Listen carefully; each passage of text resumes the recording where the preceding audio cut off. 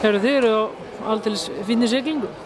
Já, ég veit ekki hvað margir leikir eru, 9, 10 eða eitthvað. Hvað að skilja svo? Það bara vinnusemi í liðinu, hún að skilja þessu. Mikil vinnusemi. Þessi leikurinn í kvöld, hvað fannst þið vera svona munurinn á liðunum þegar upp í stað? Mér fannst við svona heilt yfir, við gerum okkur þetta mjög erfitt fyrir, við mættum henni flata til leiks og greinilega satt KR-leikurinn í okkur. Við áttum gríðarlega góða leik á móti KR í bikarnum og lögðum okkur gríðarlega mikið í þann leik. Og ég sá alveg að mikið menneskur voru ennþá svona, já, ég er með eldri leikmenn sem þurfa stundum meiri tíma en aðrir til þess að jafna sig og ég sá það alveg. En þetta kom og mér fannst vera meiri trú í þessu okkar heldur en þeim.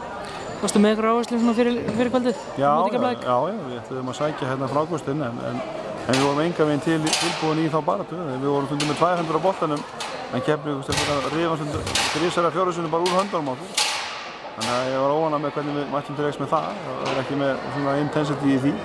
En við vitum þegar maður kemur í Keflavíkur þá er maður eins og harðfiskur, góðum þorra, vel laminn og vel tekið á því en mér fannst við ekki vera tilbúinir í það. Þið eru með toppsæti, byrjar að koma eitthvað smá fnykur af deildarmeistaratitli? Já, það er bölvur skítafélags, alveg böllandi skítafélags og það er náttúrulega fyrir okkur að halda bara sjó. Það er heilum fyrir eftir, 7 leikir eftir og þetta er allt í okkar höndum og þannig vill maður hafa það.